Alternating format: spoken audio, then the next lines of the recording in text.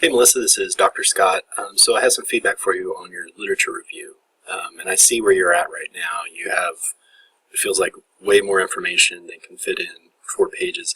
I do think there are areas where you can condense, but overall, the advice that I have for you is that the literature review should be the literature that helps inform your project. So there are things in here that are kind of foundational and kind of basic about procrastination that I think maybe you spend a little bit more time than you should discussing. And then there are other things that I think are more important that you kind of need to highlight. So you have some really important and relevant information in your literature review, but it's buried in a 7-8 page literature review and kind of towards the end. So the significance of it kind of gets lost on me as a reader. But when I read it through the second time, it's like, okay, this is really important. We need to find a way to bring that to the foreground. And so I think that means cutting what is kind of basic. And what I'm going to do is I have some comments. I use the Microsoft Word comment feature just to remind me of some things. I'll send this document to you, and I'm just going to talk through a few things that I noticed in your literature review. First of all, I'm fine with the I here.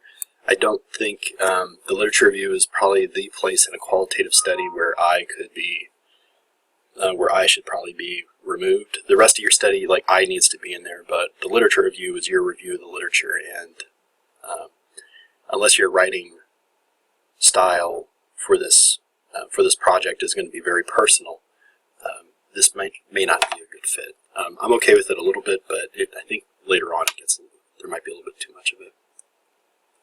I think a literature review should also have, not a thesis statement, but it should have some kind of foregrounding of where your review is going to go. So I think here there should be a statement, or before you move on to your literature review proper, there should be something like, this review will discuss definitions of procrastination, types of procrastination, and then impacts of procrastination.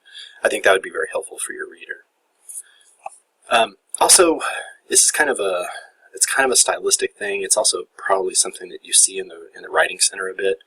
But when writers end paragraphs with quotes, you're kind of leaving the interpretation of the quote or the significance of the quote up to the reader to kind of figure out. As the writer, you should be supplying that significance. So I would recommend that you avoid ending paragraphs or beginning paragraphs with quotes. Every paragraph, especially in a literature review, should have some kind of frame set up by you that shows or that indicates where the paragraph is going to go, and then you get into the studies that you're taking a look at that are in that framework.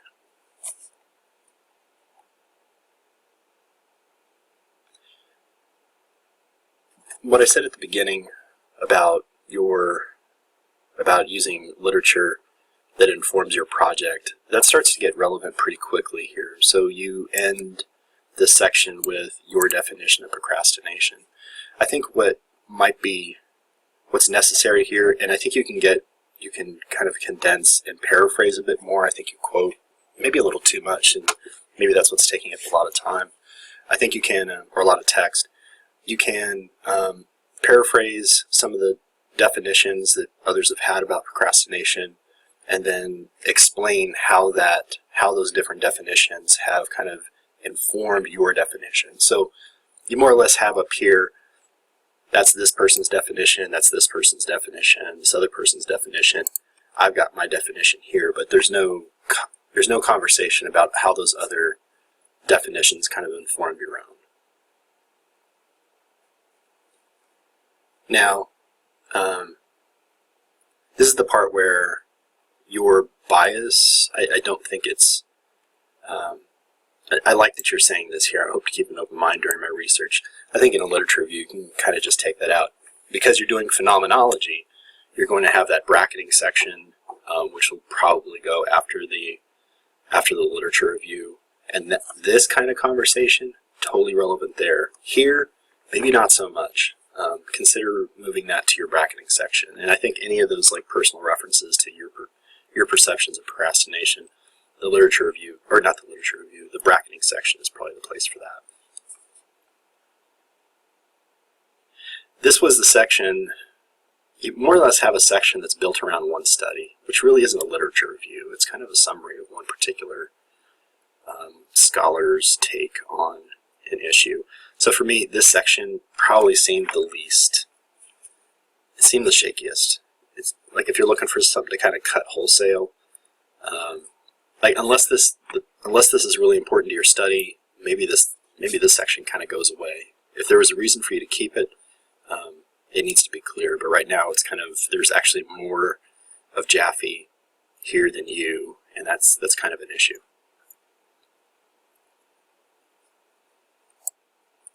Getting down towards here in the active and passive, again, I think you need to kind of take a fresh look at your literature review, think about what it is you actually need for your study, like what actually informs your study, and then cutting what doesn't really help you do that. I wasn't necessarily sure, and I'm still not necessarily sure how active or passive, like if it's that important to your paper, and that doesn't mean you cut it all, but I don't think you need this entire paragraph for it. I think this might be something that you duck into the definition section, where it's like, okay, here's how people define procrastination. Then they kind of categorize it by active and passive, which you can also, I think, argue is part of a definition, a taxonomy of procrastination. So for me, it didn't feel like this seemed particularly important to your study. If it is, again, that needs to be explained. But what did seem pretty important to your study was down here toward in this section here. It seems like you're more fired up about this. So I think your lit review needs to focus on this. And so there's some other comments that I'll have here, and I'll kind of go through them. But I think using this as kind of this section of your literature review as the it's kind of like the bedrock of your review, and then you kind of build from this. I think that might make good sense. It's not saying that what you did before doesn't help. You probably needed to write about that to get to this, but I don't know if the previous 4 pages are actually helping you out all that much.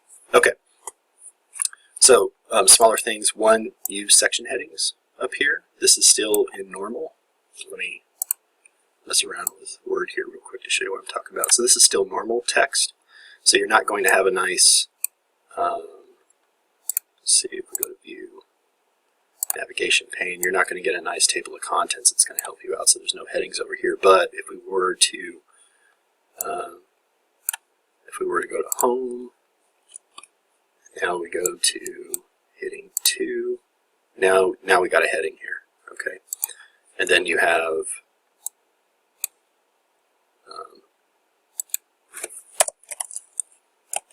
review of literature, and you go to heading 1.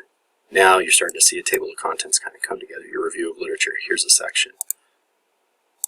This is another section. Okay, does that make sense? If that doesn't make sense, let me know. I'm happy to chat with you. And it's a super small thing, so it's not. I'm not going to get my underwear in a bunch about that. All right. So this section, I think, super important. You're saying some pretty important things. Hold on one second. Okay, here we are. One, I wasn't sure. Is this the date, or is this MLA? And it's actually page 1993. Kind of that just needs to be cleared up by the end of the semester. That's not a big deal at all right now. I do think it would behoove you to consider what style you're going to write this in. If MLA is something you're dead set on doing, okay. Just so you know, usually these kinds of studies are done in APA, so you might want to consider APA. Okay. Within this section, although it is super important, there are areas where you can kind of condense. Like in here, I wasn't sure if you need all the quote that you have here. I think you can probably get away with paraphrasing a little bit more. So paraphrase a little bit more, but then you kind of backfill and explain why this is going to be relevant to your study. And I thought that this section totally was, because it seems like you're interested to kind of get people to talk about the emotional aspects of this phenomena of procrastination. And so you'll ask about anxiety, irritation, regret, despair, self-blame, that kind of stuff. I think that that's all awesome. And it seems like this part of the literature review is kind of informing your project more than others. Okay. So overall, my recommendation: go through, think about what actually helps you with your study, what literature, what scholarship has kind of changed your thinking about, or not changed your thinking, but what scholarship has given you some direction for your study, the kind of questions that you think you might ask. Think about that purpose statement that you had last week. What of this literature kind of relates to that, and then you focus on that. Okay, your project, your purpose statement, your question becomes the North Star for everything. So if there's anything here that's just kind of like just definitional, and the definition of procrastination is not the central phenomena of your paper, then that section needs to get condensed pretty significantly. But if the emotional responses to procrastination, if that's the important part of your phenomena that you're looking at, then yeah, maybe that needs to be the thing that's the focal point. All right, I hope this helps. If it didn't, let me know, and I'm happy to chat with you and answer questions and to work with you on this. All right, that's it, Melissa. I'll talk to you soon.